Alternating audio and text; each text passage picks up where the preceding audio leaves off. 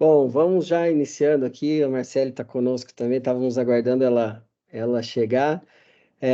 Mais uma vez aqui agradeço a presença de todos, mais uma live aqui da nossa iniciativa Pense Sobre. É, Reforço aqui essa iniciativa que tem como objetivo aqui levar conhecimento, disseminar informação de qualidade, trazendo aqui os nossos parceiros, empresas com autoridade no assunto, na sua área que atuam. E hoje apresento aqui nossos, né, alguns já conhecidos, para quem participou da nossa primeira etapa da nossa live de prontuário eletrônico. Então, mais uma vez, agradeço aqui Marcele, gerente de produtos, enfermeira, especialista lá da Elsevier, Felipe, CEO, fundador da RAI, uma startup reconhecida no mercado aí pela pesquisa de desfechos clínicos. Hoje, infelizmente, tivemos um probleminha com o Dr. Paulo, não pôde participar conosco, mas está aqui a doutora Paula, fundadora, uma das fundadoras da BET, uma startup parceira de G-System, membro da SBIS, tem uma larga experiência aí na área médica com informática, CMO aí de algumas instituições. Agradeço imensamente pela sua presença, doutora, pela sua participação aqui conosco, viu? Eu que agradeço o convite. Bom, mais uma vez reforçando, né? Meu nome é Glauber, sou head comercial na DigiSystem, né? Hoje estamos aqui para motivá-los, né, dentro dessa nossa iniciativa, a pensar sobre o prontuário eletrônico. Na nossa primeira live sobre o tema, a gente abordou muito o prontuário eletrônico como coletor, documentador de informações dentro da instituição.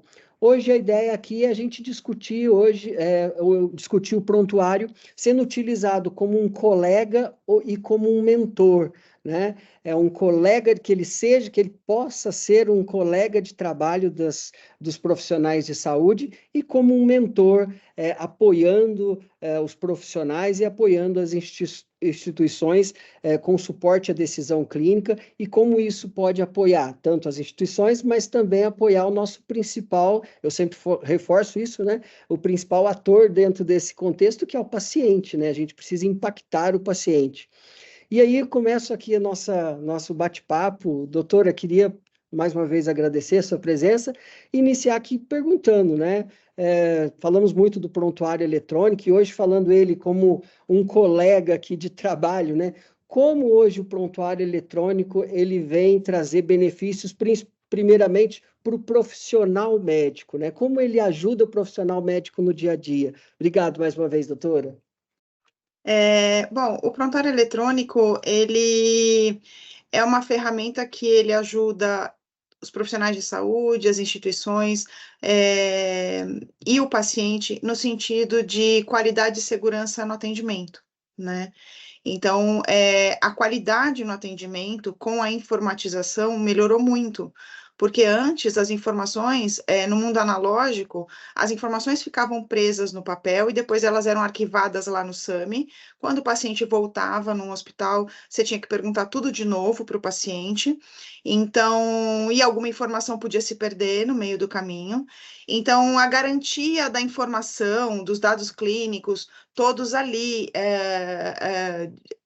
disponíveis para os profissionais de saúde para conseguir atender o paciente, isso com certeza melhorou muito a qualidade e a segurança de atendimento ao paciente, né?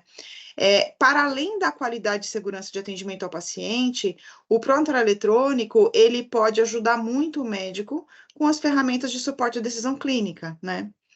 Então, as ferramentas de suporte à decisão clínica, elas vieram realmente para auxiliar o médico, e a gente está agora num caminho ainda mais avançado, que a inteligência artificial está chegando aí, ela ainda não está consagrada como uma ferramenta de suporte à decisão, mas tem muitos trabalhos já, né, sobre inteligência artificial neste sentido, né? Mas muito antes da inteligência artificial, a gente já tem ferramentas de suporte à decisão clínica que podem auxiliar muito o médico, né? Então, a gente tem das ferramentas mais simples de alertas, né? de alerta de alergia de medicamentos, alerta de interações medicamentosas. Esses alertas, que são os alertas básicos de um suporte à decisão clínica, eles já conseguem evitar muitos eventos adversos com os pacientes, né? Então, evitam alguns riscos que antes os pacientes corriam, né? Então, esses alertas já conseguem auxiliar muito. Subindo um pouco o nível do suporte à decisão clínica, a gente tem um nível aí, digamos, intermediário de suporte à decisão clínica, um segundo nível, né, um segundo escalão, que são ferramentas que já têm algum grau de inteligência, que elas conseguem te avisar. Por exemplo, eu fiz isso num hospital que eu trabalhei, a gente criou alguns alertas, né, que eram assim: o médico vai receitar uma droga hepatotóxica e o paciente já está com o nível de TGP já aumentado. Nesse momento, se o médico não se atentou que esse paciente já está com problemas no fígado, o sistema consegue olhar que ele está com enzimas hepáticas alteradas, olhar que ele está prescrevendo uma droga hepatotóxica e avisar o médico. Olha, essa classe de medicamento que você está receitando é classe nível A para risco de hepatite fulminante, por exemplo, e sugiro você conversar com a equipe de hepatologia do hospital ou até a gastroenterologia do hospital. Então, esse é um segundo nível de suporte à decisão clínica que os prontuários eletrônicos conseguem prover e ajudar os médicos. E tem um terceiro nível de suporte à decisão clínica, que aí já é você conseguir ajudar o médico na condução de um caso clínico, né? Então, ferramentas como, por exemplo, que a gente também fez em alguns hospitais que a gente trabalhou, né? Um exemplo clássico de hospital, protocolo TEV, né? Muitos médicos esquecem de prescrever o anticoagulante para o paciente que tem risco de desenvolver tromboembolismo venoso durante a sua internação, né? Então, se você faz uma ferramenta de suporte à decisão clínica, aonde esta ferramenta vai fazendo perguntas para o médico e o médico vai respondendo, e dependendo das condições clínicas do paciente, o motivo da internação, né? Porque dependendo do motivo da internação, principalmente motivos cirúrgicos, né, e dependendo do tipo de cirurgia, a conduta de protocolo TEV para prevenção de tromboembolismo venoso, ela vai mudando de acordo com as comorbidades do paciente e de acordo com o tipo de cirurgia, eventualmente, que esse paciente vai ser submetido. E aí, para cada paciente, existe uma recomendação. Então, com essas condições clínicas, para essa cirurgia, sugiro isso, isso e isso. Com essas outras condições clínicas, com esse outro tipo de motivo de internação, que às vezes é até um motivo clínico, mas outro tipo de cirurgia. Então, cirurgias de grande porte, médio porte, pequeno porte, tudo isso vai mudando se você vai dar medicamento, se você vai pôr meia elástica, se você vai dar medicamento mais meia elástica e tudo mais. Então, esse é um terceiro nível de suporte à decisão clínica que pode ajudar e muito os médicos no dia a dia. E eu acho que até pegou muito o raciocínio do que a gente vinha tratando aqui, né, na outra live, né, que a gente falou muito de começar do básico, né? A gente falou muito na outra live disso, né? O Dr. Paulo falou com muita propriedade, eu concordo, né? Que às vezes a gente pensa em coisas tão... eu quero usar inteligência artificial, eu quero fazer isso, aquilo, e às vezes a gente esquece que coisas muito básicas podem ajudar e muito, né? A gente vê aí, agora nós estamos aí numa epidemia de dengue, passamos por uma epidemia de Covid, o quanto um alerta ali de um protocolo, o quanto um alerta de alguns sinais podem, primeiro, eu acho que, como a doutora falou, né, ser uma segurança a mais para o paciente, né, de direcionar o tratamento, o melhor tratamento, mas também para o médico de agilizar esse processo para que ele oferte o tratamento para o paciente o mais rápido possível, né?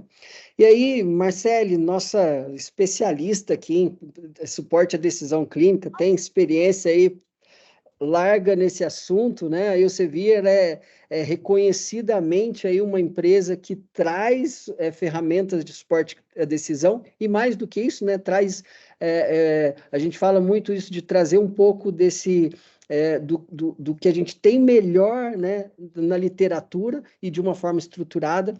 Fala um pouco hoje como a gente consegue ajudar os médicos e os sistemas, né? Eu acho que você trazendo essa experiência, o que o mercado hoje traz para facilitar esse suporte à decisão clínica. Fala um pouquinho, principalmente das ferramentas que o Elsevier traz, né? Eu acho que faz sentido. Sim, com certeza, Glauber. Eu acho que a nossa grande preocupação como empresa é como a gente consegue criar sistemas seguros em saúde, né? Então, como que eu torno um hospital cada vez mais um sistema seguro?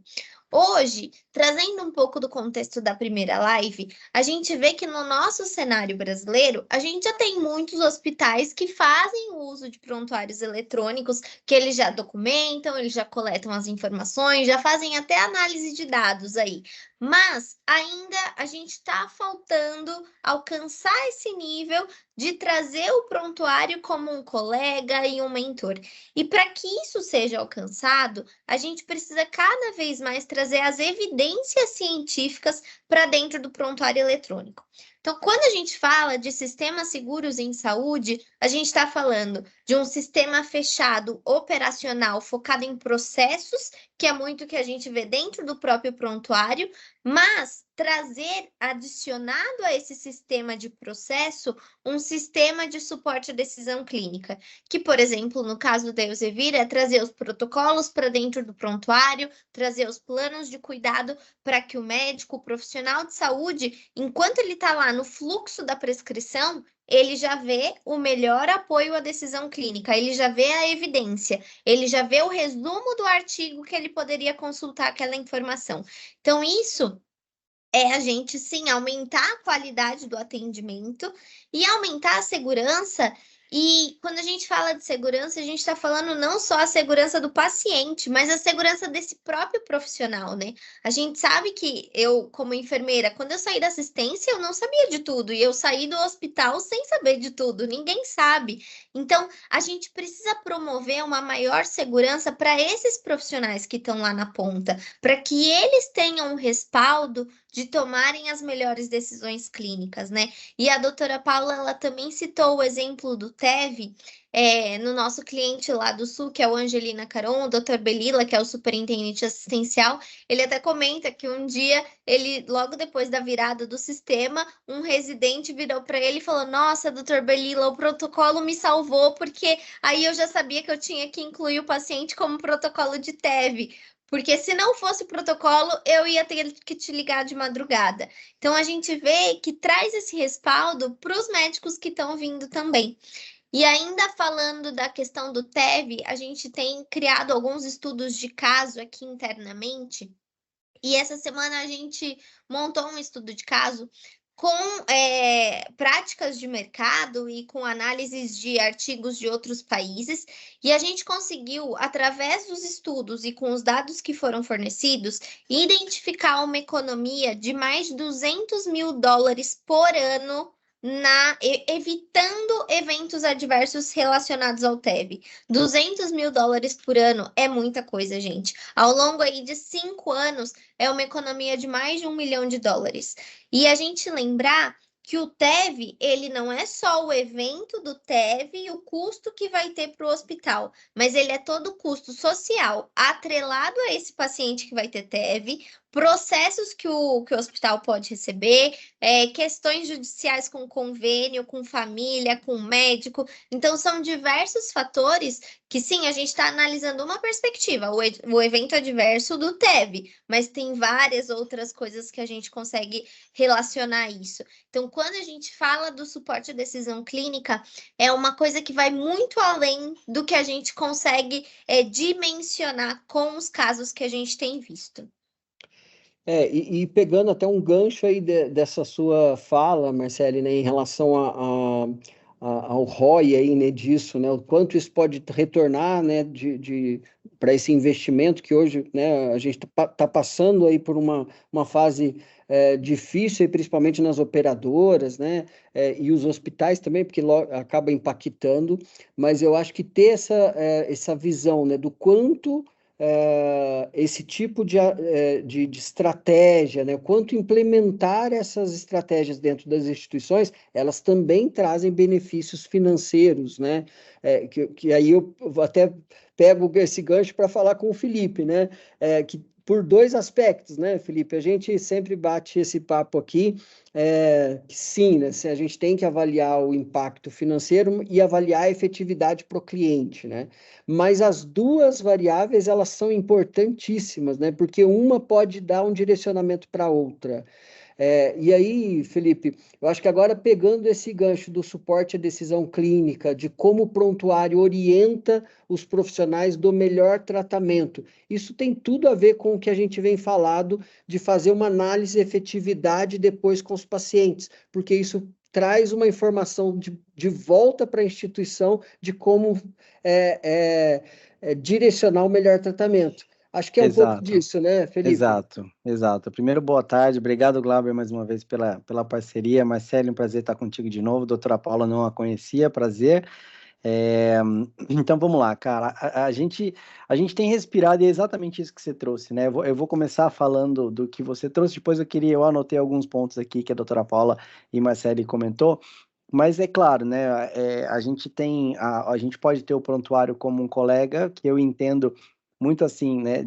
Poxa, se a gente colocar uma sequência de ifs dentro do prontuário, isso já ajuda pra caramba, que é mais ou menos algo do tipo, se o paciente tiver isso, se ele tiver aquilo, uma enxurrada de ifs, né? De condicionais, mas que podem nos ajudar, como eu entendo na minha cabeça, como colega, né? Para quem que isso possa trazer, porque e aí, até puxando a sardinha da Elsevier aqui, cara, é humanamente impossível a gente ter tudo na nossa cabeça, né? E aí, aquela história de será que a máquina vai substituir o ser humano? Para isso, para lembrar de condicional, de artigo científico, tomara, porque a máquina faz isso muito melhor que a gente, na verdade. A gente tem que estar aqui para fazer coisa que é bom, que o humano é bom. Agora, armazenar 18 mil artigos de TEV na sua cabeça, bicho, não cabe na nossa HD, não é humanamente impossível.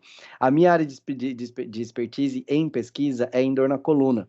Cara, se a gente for ler todos os papers, um paper por dia, teve um dia que um professor me fez essa provocação, ele falou, cara, se a gente ler todos os papers de dor na coluna, hoje eu demoro 7 anos e meio para ler.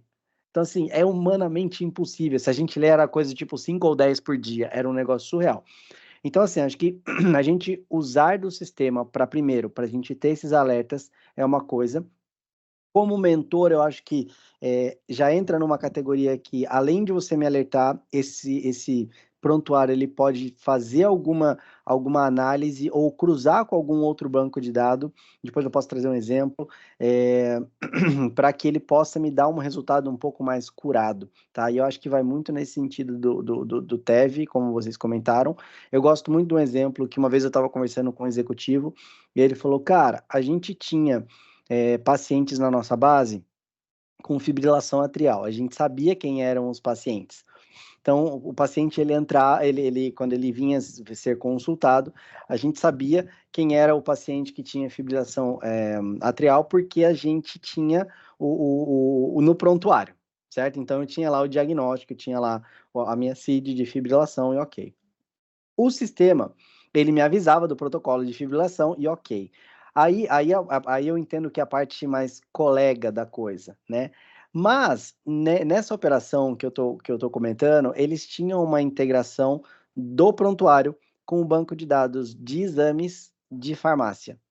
Então, eles sabiam o paciente que saiu dali com o diagnóstico, que ele fez exame, foi confirmado no eletrocardiograma aquilo, e aí, se fosse, aí tem a doutora pode saber, se eu falar besteira, você me puxou a orelha aqui, doutora, mas era algo do tipo assim, se o exame desse tal diagnóstico, ele precisava entrar com uma medicação, ou se não desse diagnóstico, ele não poderia entrar com a medicação, ou ele iria para a ablação direta, alguma coisa nesse sentido. Então, eles sabiam, por leitura do banco de dados do exame, quem deveria estar tomando remédio, ou quem não. Então, eles pegaram aquele grupo de pacientes que tinham fibrilação atrial e tinham que estar tomando remédio.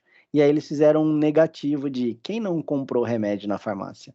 Porque essa galera que tem o diagnóstico, tem o exame, tem que estar tomando o remédio e não está, e aí nesse caso foi legal, porque acho que aí é o lance do mentor. A atenção primária deles entrou em contato com todos esses pacientes e falou, Glauber, por que você não está tomando remédio?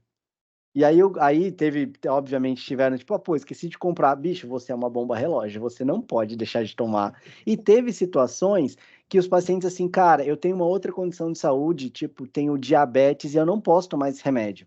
E aí, nesse caso, a operação bancou a cirurgia de ablação. Falou, não, faz agora.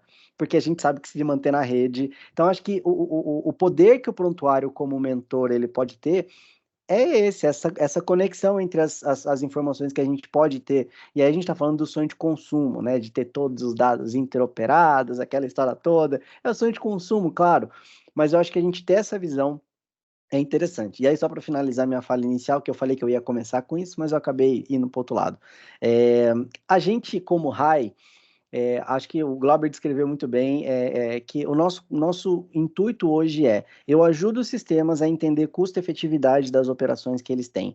Então, basicamente, a gente ajuda o sistema, o hospital, o convênio, a entender se o que ele está gastando de um lado está levando benefício para o paciente do outro. E para isso, como o Glauber comentou, a gente coleta desfecho do paciente, o desfecho centrado no paciente, então eu vou até o paciente, coleto isso, e aí depois a gente usa algoritmos de análises econômicas para trazer isso. Então, entra muito nesse sentido de que legal seria se a gente tivesse numa operação o prontuário ajudando como colega, como auxiliar de tomada de decisão e etc. A gente ter um sistema que me ajude como mentor e que eu consiga comprovar que isso está levando benefício para o paciente baseado no que eu tenho de dinheiro disponível. Então, acho que essa eu sempre vejo a Rai assim, cara, a gente tem a assistência que tem que estar fervendo ali, tem que estar muito bem, e a gente entra como uma avenidinha paralela aqui, só para falar, tá tudo bem aí, tá tudo certo, tá valendo a pena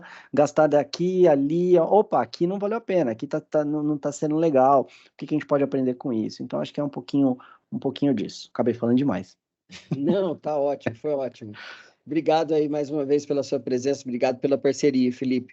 E aí, pegando um gancho também no que você falou, e eu sei que, doutor, eu sei que é um assunto que se a gente for estender aqui, a gente vai falar mais 2 horas, mas é só para dar uma pincelada e a gente vai falar vamos marcar uma live só para falar disso. O Felipe tocou no assunto interoperabilidade, né? Esse assunto Tá a bom. gente a Já gente entendi fala que é para eu horas. falar pouco. Fala de. Eu sei que. Mas eu trouxe o elefante branco para meio da sala. Mas eu queria fazer 2 paralelos aqui, depois passo a palavra para a gente falar um pouco disso.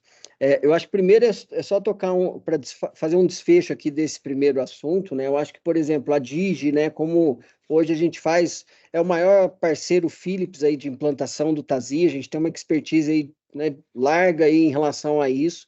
E hoje eu vejo, né, o quanto hoje o prontuário, no caso, né, mais especificamente o TASI, ele consegue realmente fazer tudo isso que a gente está falando aqui, né? Então, ser esse colega, ser esse mentor, seja ele em ações muito simples de dar um alerta, por exemplo, de um sinal vital que tá alterado, atrelado a, por exemplo, como a doutora citou no começo, né? Está alterado um sinal vital, mas ele está tomando uma determinada medicação. Opa, peraí, isso aqui não é legal. E da mesma forma como o Felipe citou, né, de comparar um resultado de exame com uma determinada prescrição e a gente tentar ajustar isso. E da mesma forma, complementando com o que a Marcele colocou, de, por exemplo, importar todos esses protocolos com referência nas bibliotecas mais atualizadas que a gente tem, que é a Elsevier, né, e utilizar isso de forma eficiente dentro das instituições, né? Eu acho que hoje a gente por mais que o Felipe falou que é o sonho de consumo, mas hoje é um sonho bem plausível da gente começar e ter ele já num estágio avançado. Mas para dar uma pincelada aqui, né, doutora, em relação. Eu acho que sim, a interoperabilidade aqui, se a gente pode falar desde um nível mais simples, mas desde um nível mais simples para falar de integrações aí, né, de equipamentos, porque para isso, para ter o resultado de exame, a gente precisa ter essa interoperabilidade, podemos falar até da imagem de um PACS para estar a visualização dessa imagem, do laudo que foi feito na radiologia, e podemos falar até de coisas um pouco mais elaboradas, que seria, né? por exemplo, quando a gente vê aí instituições de grupos, né, eu ter, por exemplo, o ambulatório, os consultórios integrados dentro de uma base maior, para ter, como o Felipe falou, para ter, a gente ter o que foi feito lá no consultório do médico e a hora que o paciente chegar no hospital, essa informação está viva ali, né? Então, esse tipo de coisa, aí a gente já está falando talvez num grau um pouquinho mais avançado, não por falta de tecnologia, mas talvez por falta de uma estruturação, não vou falar força de vontade, mas uma estruturação melhor dessas instituições, né? Doutora, pincela para a gente, e no ambulatório, começando no ambulatório, faz todo sentido a gente ter essa interoperabilidade, né? Fala um pouquinho disso, que eu sei que a senhora gosta de falar bastante desse assunto. Eu não vou resistir, Glauber, vou tentar ser bem sucinta, tá? Bom, para todo mundo que está assistindo, eu não sei o quanto todo mundo está familiarizado com interoperabilidade. A interoperabilidade é uma forma de comunicação entre sistemas de informação. Da mesma forma que nós, humanos, nos comunicamos, e eu tenho um emissor da mensagem e um interlocutor da mensagem que interpreta e recebe essa mensagem na comunicação humana, e o nosso código, no caso aqui que somos brasileiros, é a língua portuguesa. A interoperabilidade, para ela acontecer, ela também é uma forma de comunicação entre os sistemas de informação e ela precisa de códigos para isso acontecer. E existem vários níveis de interoperabilidade, né? Eu só vou citar aqui, já que você prometeu que a gente vai ter uma live de interoperabilidade, eu só vou citar que a gente tem interoperabilidade técnica, interoperabilidade sintática e interoperabilidade semântica. A técnica é mais da galera de TI mesmo, né? Que são as APIs, barramento e tudo mais. A interoperabilidade sintática é os protocolos de HL7 e FHIR. E a interoperabilidade semântica é no nível da interpretação das palavras. E aí, como não é tão simples como a nossa linguagem, né? Seja português, inglês, tal. No caso de sistemas de informação, para cada tipo de informação clínica na área da saúde, existe um tipo de protocolo de interoperabilidade para a interpretação desses dados clínicos. Então, o que eu estou falando aqui? Eu estou falando do nível semântico de interoperabilidade, eu estou falando de LOINC, estou falando de SNOMED-CT, eu estou falando de CIAP, que CIAP é da atenção primária, e vem os ambulatórios, e aí tem um monte de protocolos, a maioria deles internacionais e alguns protocolos nacionais, tá? Então, eu não vou falar mais disso, vamos deixar o gostinho aqui para a gente falar de interoperabilidade num outro momento, né? Mas tem muita coisa de interoperabilidade para acontecer ainda este ano no Brasil, tá? Eu estou falando de jornadas, simpósios, congressos, tá bom? E depois a gente pode falar disso, se houver abertura para isso, a gente pode falar, inclusive, algumas ações do Instituto HL7 Brasil e da SBIS também, tá? Sobre interoperabilidade. Mas, para a gente falar de interoperabilidade no nível de ambulatório, não tem nem o que falar, né, Glauber? Seria essencial, né? Seria primordial que as unidades de saúde pudessem trocar essas informações para benefício do paciente e, como a Marcele falou, para auxiliar o profissional de saúde. Porque, gente, hoje, um paciente, se ele passa numa unidade de saúde, se não for, mesmo que seja o SUS, tá? Porque até no SUS a gente não consegue ter isso, mas vamos pegar o cenário privado e as operadoras, e o paciente, ele tem plano de saúde ou ele paga particular. Ele vai hoje num hospital e é atendido nesse hospital ou nesse ambulatório, né? E ele passa em consulta lá. Daqui 3 meses, ele passa em outro ambulatório, com outro médico, em outra unidade de saúde, pode ser um ambulatório dentro de hospital ou até uma unidade, um sistema de ambulatórios e clínicas satélites, como tem muitos, né? Aí o paciente passa, é atendido, faz um monte de exames. Daqui 3 meses ele passa em outro médico que não tem acesso ao atendimento dele na unidade anterior. Repete um monte de exame. Porque não viu os exames, às vezes o paciente esquece que fez, não traz, não sei o quê. Então, assim, além de você não garantir a linha do cuidado desse paciente, e um melhor cuidado a esse paciente, e falando um pouco aí, a interoperabilidade ela não chega a ser um suporte à decisão, mas eu estou misturando os dois assuntos, porque a interoperabilidade vai auxiliar com a melhor decisão para o paciente, se você tem as informações, né? E além de você não promover o melhor cuidado para o paciente, você não auxiliar o médico nesse cuidado pela falta de informações, o gasto em saúde com repetição de exames desnecessários é absurdo, né? Então, a interoperabilidade ela é essencial. Puxei esse assunto, que é um assunto que a gente deve também tratar, já deixo aqui também para todos que estão aí nos ouvindo, né? Vai ser um tema que a gente vai tratar em breve, né? A Digi e Bet aí estão, a gente deve soltar no mercado uma notícia bem interessante aí em breve, exatamente muito focada nisso, né? A Digi, a gente tem aí dentro do nosso propósito muito levar esse valor adicional às instituições, né? Levar esse diferencial. E pensando nisso, a gente exatamente está criando esse ecossistema com os nossos parceiros, exatamente para que a gente consiga fazer esse diferencial na saúde, e com a Bet também vamos ter algo diferencial aí para ter essa interoperabilidade, principalmente aí falando entre ambulatórios, consultórios e uma base maior, que pode ser uma operadora, pode ser um hospital que tem ambulatórios satélites, né? Então a gente vai falar bastante disso aí nas próximas.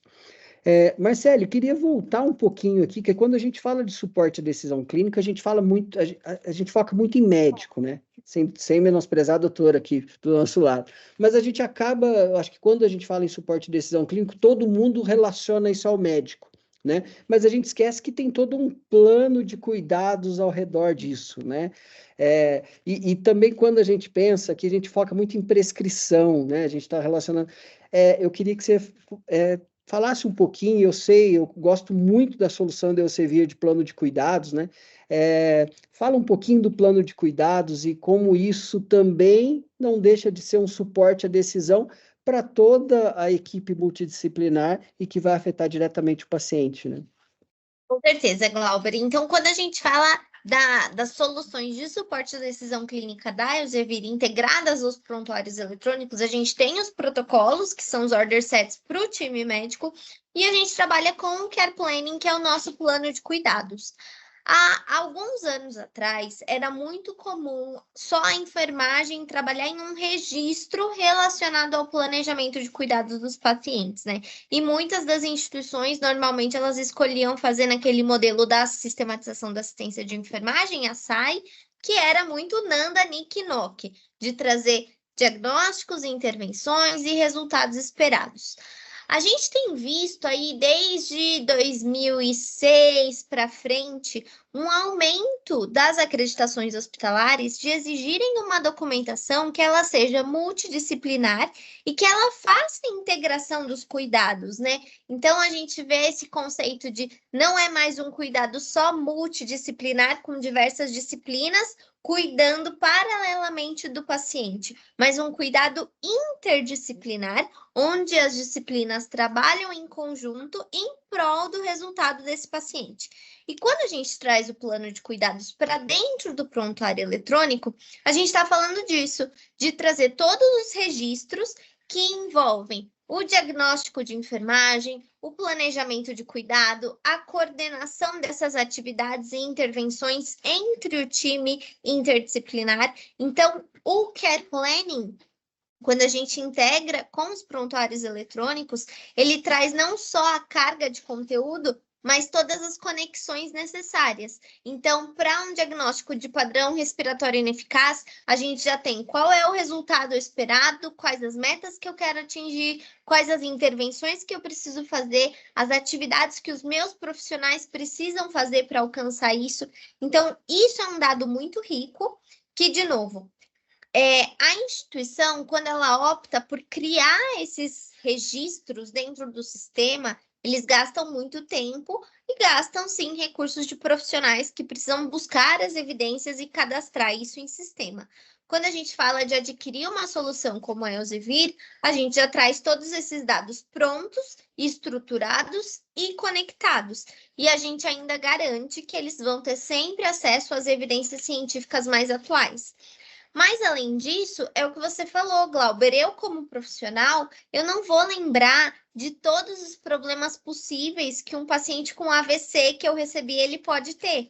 Quando eu já trago essa lista pronta e o profissional só precisa identificar e selecionar, é muito mais fácil para ele, é muito mais seguro para ele também.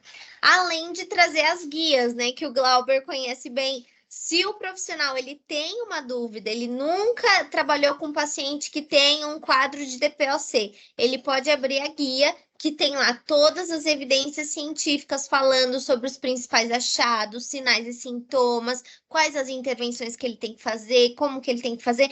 Então, traz um direcionamento de cuidado para esse paciente, o que é muito importante para o paciente e para o profissional, para ele se garantir ali que ele vai prestar o melhor cuidado para esse paciente que precisa. Então, é resumidamente isso. E até complementando, né, uma outra questão que hoje a Digi, inclusive, está indo também para o caminho do PACS, das soluções de imagem, né, que a gente vê que isso precisa se conectar melhor, né?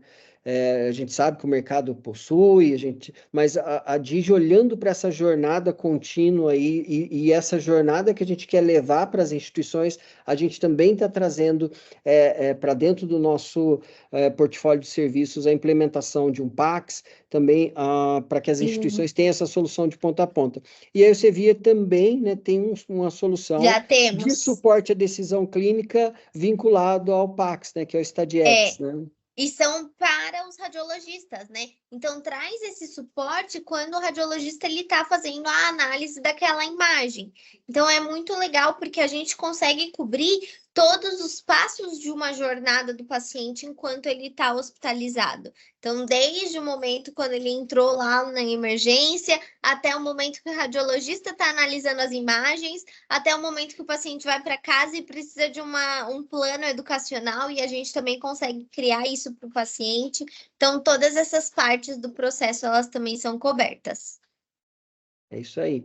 Bom, só reforçando aqui com quem está participando conosco, né? Reforçando mais uma vez aqui essa iniciativa, né, da Digi dos parceiros, a iniciativa Pense Sobre, né, que tem como objetivo disseminar conhecimentos, informação de qualidade. Convidar vocês a também acessar o nosso portal pensesobre.com.br. Todas as nossas lives estão gravadas e postadas dentro do nosso portal. Acompanhar as nossas redes sociais para ver os próximos temas. E já aproveitando para convidar para o tema do próximo mês, que está bastante interessante. Nós vamos falar sobre o planejamento estratégico da TI nas instituições de saúde.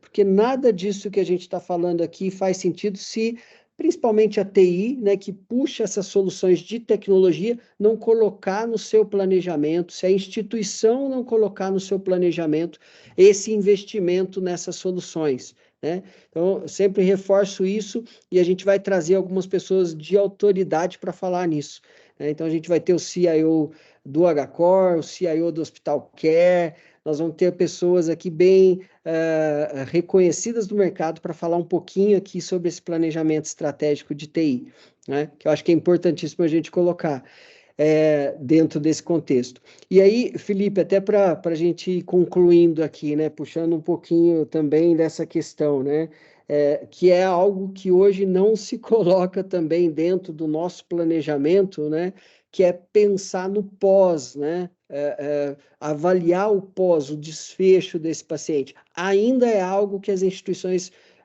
não estão preocupando, né? Precisamos pensar mais nisso, não é verdade?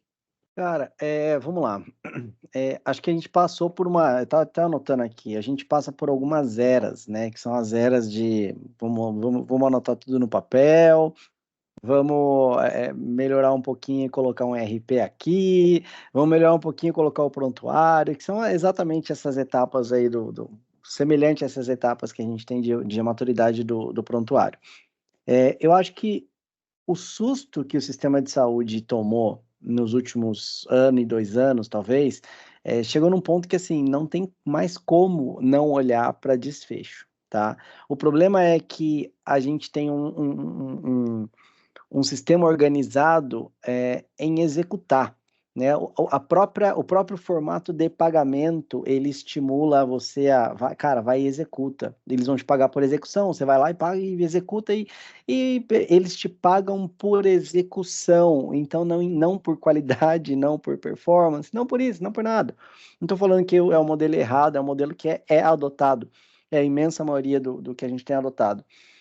Isso, obviamente, não estimula a que a gente entenda o que a gente está entregando ao desfecho em si para o paciente. Mas acho que a gente está no momento agora que a temática mensurar desfecho está muito grande. A gente tem projetos apoiados pela própria ANS, entendendo como é que a gente pode otimizar isso, porque também não é fácil, a gente tem uma questão cultural. A gente, como paciente, a gente não está acostumado a relatar desfecho. A gente não sabe o que é isso. A gente acha estranho quando o médico chega para mim e fala, cara, responde esse questionário para mim antes da gente fazer o seu procedimento, porque depois da gente fazer o procedimento, eu tenho uma mensuração científica de como você evoluiu e a gente pode entender como é que você está. É estranho. Provavelmente sei lá, eu chutando alto, 10% dessa sala já passou por uma experiência que eu comentei, chutando muito alto, porque provavelmente, ou seja, a imensa maioria nunca pensou com que o médico é o prontuário ali, você tá bem, então tá bom, então segue a vida. Então, a gente não está acostumado com isso. E aí, uma outra coisa, e talvez eu finalize minha fala com isso, é entender, existem desfechos duros, que aí a gente está falando de desfechos de internação, desfechos de infecção hospitalar, de alta, de óbito, isso são desfechos duros. São importantes? São super importantes. São muito importantes para entender a operação, são excepcionais. Mas a gente precisa olhar para o outro lado, que é o desfecho do paciente, é o desfecho, e aí, de novo, né, desfecho do paciente não é o prontuário, não vai, pode estar, ele pode estar, mas desfecho do paciente não é, melhorou a creatinina dele, né, que bom, isso não é desfecho do paciente. Teve uma vez conversando com gerentes de hospitais, e eu perguntei, vocês já coletam desfecho do paciente? Desfecho centrado no paciente? Aí eles olharam para mim e falaram, sim, todo o exame que a gente coleta é do próprio paciente. Então você fala, meu Deus, mais ou menos por aí. Então você tem os desfechos duros, você tem os desfechos clínicos de prontuário e você tem os desfechos centrados no paciente. E aí, para ajudar a entender isso, é mais ou menos assim, o paciente que faz uma cirurgia de câncer de próstata, ele não chega no primeiro dia com o oncologista dele falando assim, cara, eu queria não reinternar em 15 dias, tem como? Não, ele vai chegar e falar, como é que vai ficar minha incontinência urinária, minha disfunção erétil, minha qualidade de vida, é isso que ele quer, e é isso que tem que ser medido. Né? Então, e aí eu gosto sempre de puxar a linha onde ela começa, que é, a gente precisa mensurar isso para que a gente possa entender custo-benefício, para ver o quanto a gente está, e são esses dados que são importantes, que complementam as análises econômicas todas, tá? Então, acho que a gente está no momento de virada aí para começar a olhar. E aí, assim, se isso não for centrado no paciente, eu não sei o que a gente está fazendo. Acho que esse é o auge da nossa fala, que a gente ouve tanto, vamos fazer o cuidado centrado no paciente. Então, vamos começar ouvindo ele. Acho que esse é o ponto. Gente, muito obrigado. Queria passar a palavra, doutora, se quiser fazer um breve desfecho aí, fica à vontade. Marcele, também muito obrigado, viu, doutora? Fica à vontade. Só agradecer o convite, um prazer estar aqui com vocês, prazer em conhecer o Felipe, em conhecer a Marcele. Foi ótimo, obrigada. A gente que agradece. Isso, antes de passar a palavra para a Marcele, só já pedindo aqui, o pessoal do marketing já está preparando para aqueles que estão aí na sala. Vamos fazer o sorteio do nosso brinde aqui. Segurem aí, ninguém sai para não perder o brinde, hein? Marcele, fica à vontade para fazer suas considerações finais aí. Glauber, obrigada mais uma vez pela oportunidade, né, de estarmos aqui, falarmos um pouco das nossas empresas e parcerias. E é isso, para quem quiser conhecer um pouco mais sobre a Elsevier, sobre as inovações que a gente está trazendo, principalmente o Clinical Key AI também, como a parte de inteligência artificial, as soluções integradas ao prontuário eletrônico, podem me adicionar no LinkedIn, a Marcele Bronzoni em todas as redes sociais. E se tiverem dúvidas também, falem conosco. E é isso, obrigada mais uma vez. E podem acionar a Digi pelo site, pelo nosso LinkedIn também. A Digi ela vem com essa iniciativa trazendo os parceiros, então nós temos conexão com todos eles, podem acionar a Digi. E para finalizar, eu até não pulei, viu, Felipe, que eu acabei jogando lá e ia te passar a bola aí. Fica à vontade de dar suas palavras finais aí para a gente encerrar. Imagina, eu já tinha falado pra caramba, mas eu acho que era isso, gente. Obrigado mais uma vez pela parceria, foi ótimo. Esse bate-papo aí de quinta-feira já tá virando rotina e a gente vai sentir falta aí dos próximos. Pode botar a gente para falar mais vezes aí, estamos à disposição. Eu já estou pensando em fazer mais vezes, 2 vezes por mês, porque é legal esse bate-papo. É bacana. E estamos com um projeto aí, quem sabe isso aqui não cresce, a gente faz um outro modelo aí mais legal ainda. Vamos, quem sabe, no segundo semestre a gente faz um negócio presencial, vai ser melhor. Gente, muito obrigado a quem participou. Mandem dúvidas, mandem sugestões de temas, fiquem à vontade. Participem das nossas redes sociais, a gente divulga todos esses temas lá. Não deixem de olhar para o nosso portal, que tem todo esse material, tem muito material legal lá. Continuem participando. Mais uma vez, obrigado, doutora Paula, obrigado, Marcele, obrigado, Felipe, obrigado a todos que participaram. Uma boa tarde para todos. Boa tarde, obrigada. Tchau, tchau. Tchau, gente.